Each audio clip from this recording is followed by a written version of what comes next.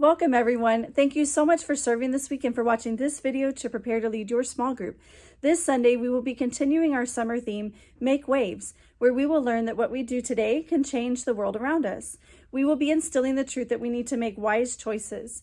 And in our Bible story from 1 Samuel, we will learn about helping others make peace through Abigail's story. For our memory verse this month, we will use the motions to the hand jive. But the fruit of the Spirit is love, joy, peace, patience, kindness, goodness, faithfulness, gentleness, self-control. Against such things there is no law. Galatians 5:22-23a. It's always fun just to keep the pattern going. For your first opening activity, set out a couple of boxes of crayons from your activity boxes. And then you're going to have the kids sort all of the crayons into two groups. Colors that look peaceful, calm, and quiet. And then the other group should be colors that would represent loud and angry and unhappy. If time allows, give each kid a sheet of blank paper and have them draw a peaceful picture with the peaceful colors on one side, and then turn it over and draw an unhappy picture with the unhappy colors on the back side. Then for your next opening activity, have the kids choose a partner of the same gender, boy or girl, and sit on the floor with their knees to their chest, holding each other's hands like doing row, row, row your boat. Have the kids pretend to rock on the ocean waves as we sing row, row, row your boat, and have them now sing to the pace that you're singing. So you're leading it. And so you're going to go faster, row, row, row your boat gently down the stream, merrily, merrily, merrily, merrily, drive above the stream. And you can go slow, row, row, row your boat. So vary up your pace within the song, and the kids will kind of follow you, and they're supposed to make their rowing match how you're singing with the pace. So that way they can see when the waters are calm and when the waters are really chaotic. They will have to work together for this. Wrap up by telling them that it's a good thing that they were just pretending, because some of them would have been soaked by now if they were in a real boat with real waves. Winds blow on the water and change the waves. Just like when something changes the course of our day, we can change to becoming frustrated or angry. In the Bible story today, we're going to look at another fruit of the Spirit called peace and why it's so important for us to have it. Then, after large groups, set out the materials in 3 different areas of your room. Your materials are going to be a bag of cotton balls, a slice of bread, and a plate.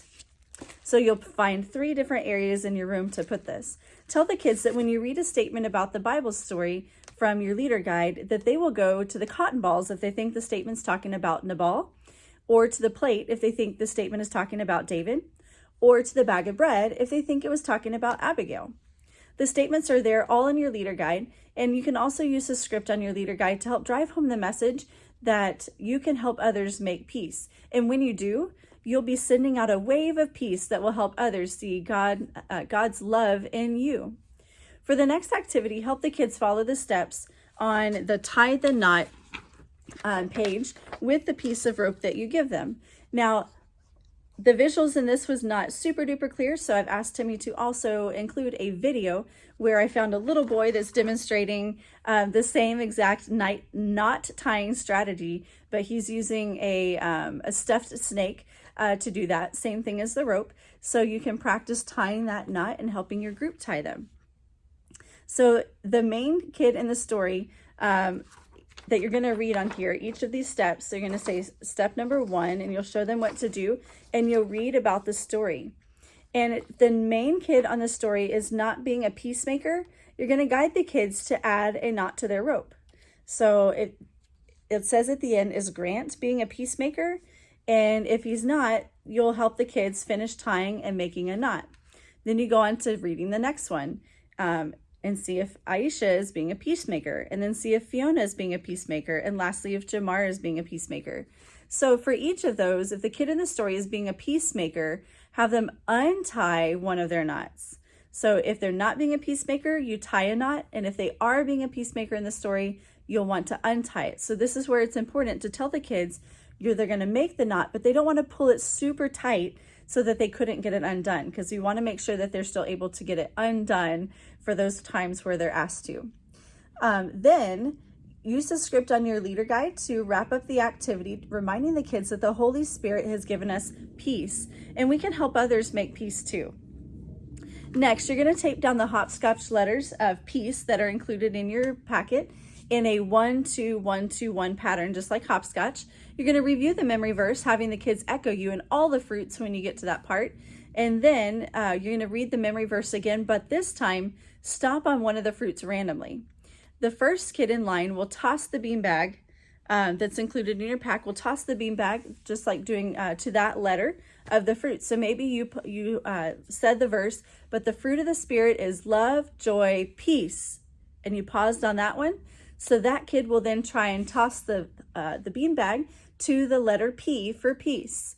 If it lands on another letter, have the kid answer that fruit and what it represents, and then go to the hopscotch board, up the board and back, picking up their beanbag on the way.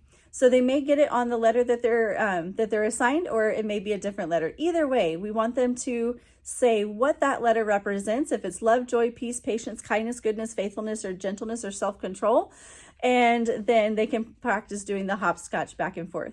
Wrap up your activity by reminding them why peace is so important to God and why it is so important to be a peacemaker. Finally, you're going to close up your time together by sharing about a time when God helped you make peace in a situation. Choose something relatable for the example that kids can relate to, like working through a disagreement with a friend, or holding your tongue and not speaking something when you shouldn't, or being kind even when others are not being kind. Then have all the kids place a hand on the P letter of your hopscotch board as you pray for God to help them be peacemakers this week. As kids are waiting to be picked up, they can practice tying more knots on the rope to show their parents. Well, that wraps up our Sunday together. Text to me the keyword peace if you've watched this video to prepare to lead your small group Sunday in discovering that we can help others make peace. Thank you again, leaders, for serving, and have a blessed week.